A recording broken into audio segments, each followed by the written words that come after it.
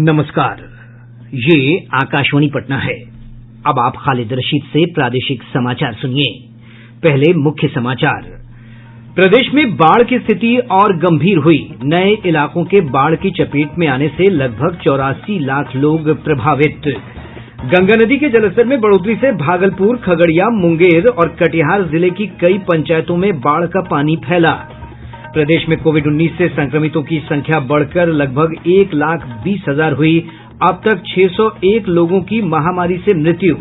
और कोविड जांच में तेजी लाने के लिए केंद्र की मदद से राज्य के 8 जिलों में RT-PCR प्रयोगशालाओं की स्थापना की जाएगी।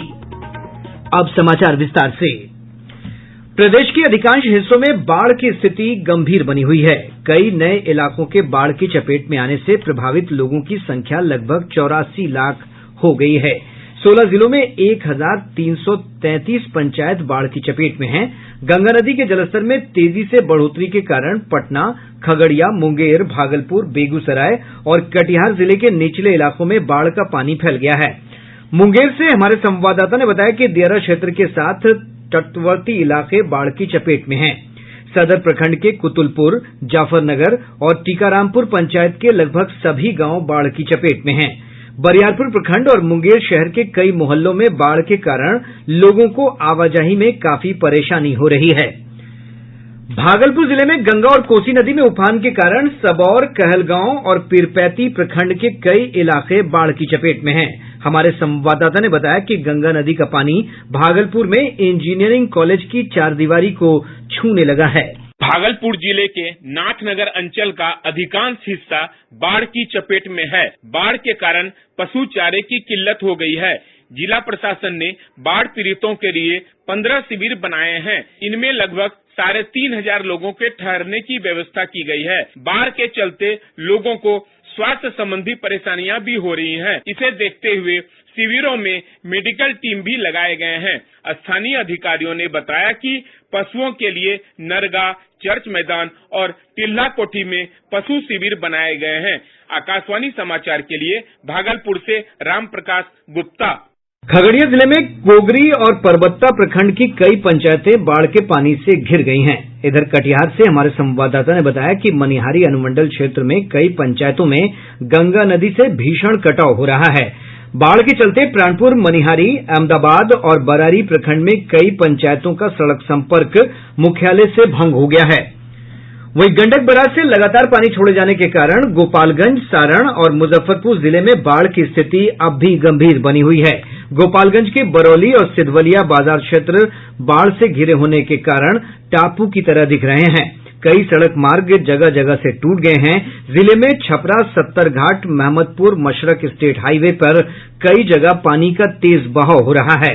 सारण जिले के तरैया, मकेर और परसा प्रखंड में कई पंचायत जलमग्न हैं। सड़क पानी में डूबी होने के कारण लोगों को आवाजाही और आवश्यक कार्यों के लिए नाव का सहारा लेना पड़ रहा है।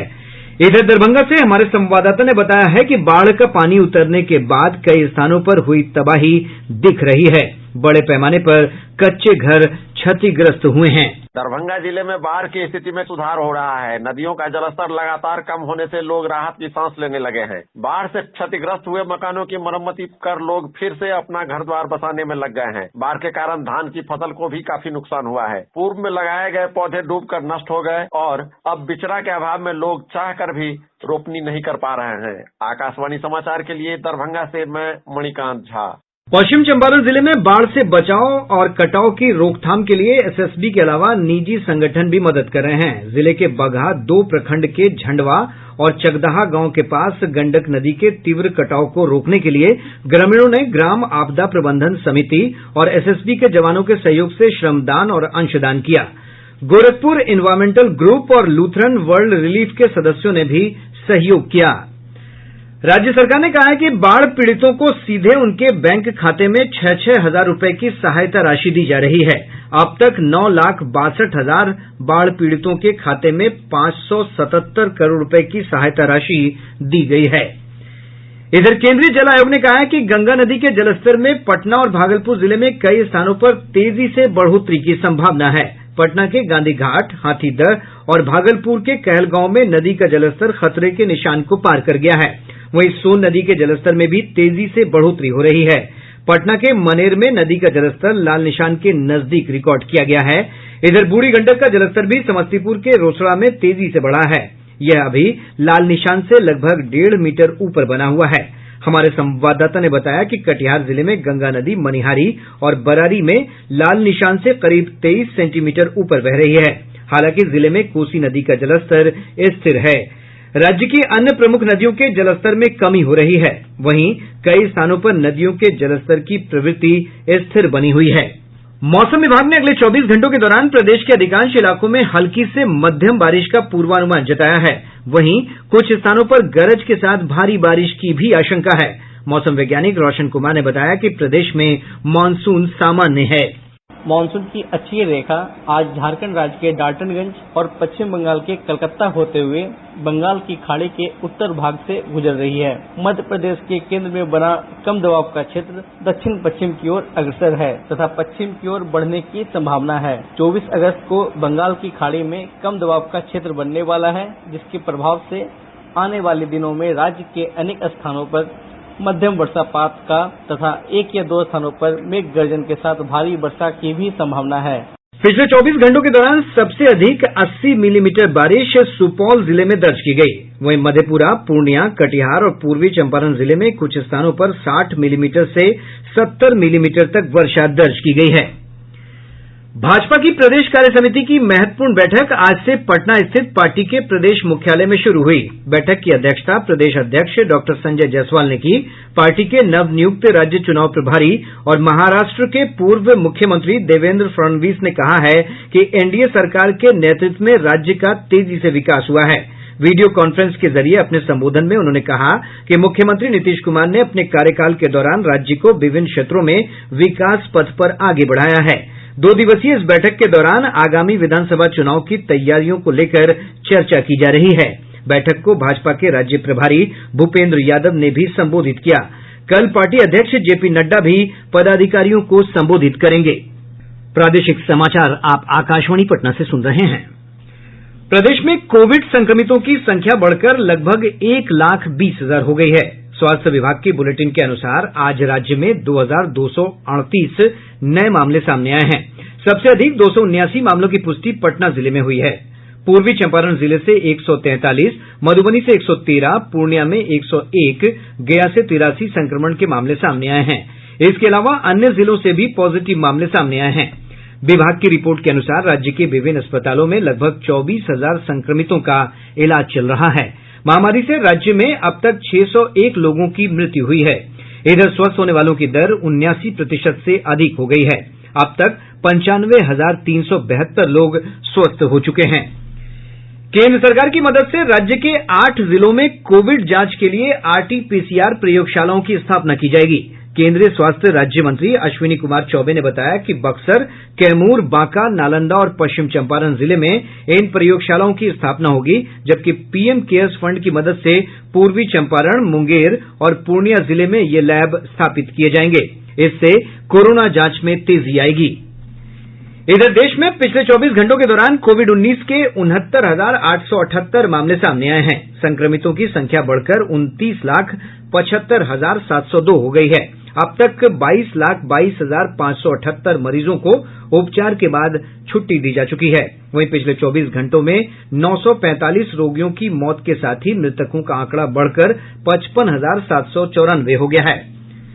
मेदांता अस्पताल के मानसिक स्वास्थ्य विभाग के सलाहकार डॉक्टर सौरभ मेहरोत्रा ने कहा कि कोरोना संक्रमण के समय लोगों को अपनी सोच सकारात्मक रखनी चाहिए और भ्रामक खबरों से नहीं घबराना चाहिए।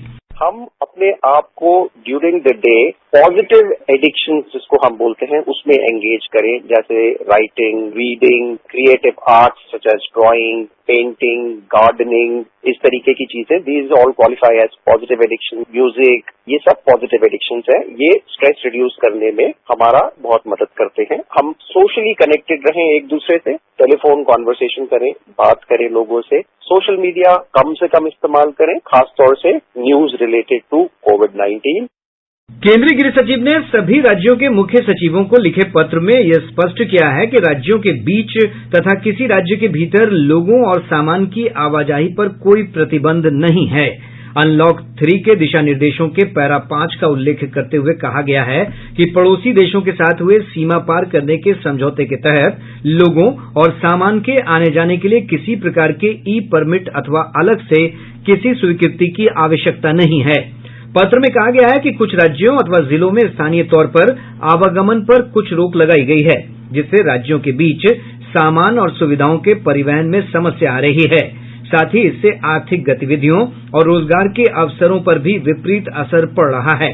गृह सचिव ने कहा कि आपदा प्रबंधन अधिनियम 2005 के तहत गृह मंत्रालय की ओर से जारी दिशा निर्देशों का इन प्रतिबंधों के कारण उल्लंघन हो रहा है। पत्र में दिशा निर्देशों के अनुसार ये सुनिश्चित करने को कहा गया है कि इस प्रकार के प्रतिबंध न लगाए जाएं। मुख्यमंत्री नीतीश कुमार ने बिजली विभाग की 4,800 करोड़ रुपए से अधिक की लागत वाली विभिन्न योजनाओं का उद्घाटन और शिलान्यास किया। श्री कुमार ने वीडियो कॉन्फ्रेंसिंग के माध्यम से अपने संबोधन में कहा कि उनका सपना है राज्य में हर घर प्रीपेड मीटर लग जाए और हर खेत तक पानी पहुंच जाए। उन्होंने कहा कि अभी किसानों से प्रति यूनिट 65 पैसे की दर से बिजली शुल्क लिया जा रहा है। राष्ट्रीय परीक्षा एजेंसी एनटीए ने कहा है कि नीट और जेईई परीक्षाओं की तिथि आगे नहीं बढ़ाई जाएगी। एजेंसी ने कहा है कि परीक्षा आयोजित करने में शिक्षा मंत्रालय के दिशा निर्देशों का पालन करने के व्यापक प्रबंध किए गए हैं। जेईई मेन परीक्षा 1 सितंबर से 6 सितंबर तक और नीट परीक्षा 13 सितंबर को कराई जाएगी। एनटीए ने बताया कि परीक्षा से पहले और बाद में परीक्षा केंद्रों को सैनिटाइज किया जाएगा और परीक्षार्थी केंद्र पर नए मास्क और दस्ताने ले सकेंगे। एनटीए ने कानून व्यवस्था और बिजली सप्लाई बनाए रखने, परीक्षा केंद्रों के बाहर लोगों की भीड़ रोकने और परीक्षार्थियों के आसानी से आने जाने की व्यवस्था में राज्य के अधिकारियों से सहयोग मांगा है। गणेश चतुर्थी का पावन पर्व पूरे देश में श्रद्धा और भक्तिभाव से मनाया जा रहा है। यह दिन बुद्धि और रिद्धि सिद्धि के दाता भगवान गणेश के जन्मोत्सव के रूप में मनाया जाता है। इस बार कोरोना संकट को देखते हुए राज्य में सार्वजनिक स्थानों पर गणेश चतुर्थी का आयोजन नहीं हो रहा है। इधर मिथिलांचल का लोक पर्व चौठ चंद्र भी आज पारंपरिक श्रद्धा और उल्लास के साथ मनाया जा रहा है। समस्तीपुर जिले के बिथान थाना क्षेत्र के फुहिया घाट के पास करेह नदी में एक नाव पलट गई। नाव में 10 लोग सवार थे। इनमें से 3 लोगों के लापता होने की सूचना है। लापता लोगों की तलाश की जा रही है। कटिहार जिले के मनिहारी प्रखंड स्थित बघार पंचायत में निर्माणाधीन शौचालय की टंकी में दम घुटने से 2 मजदूरों की मौके पर मौत हो गई।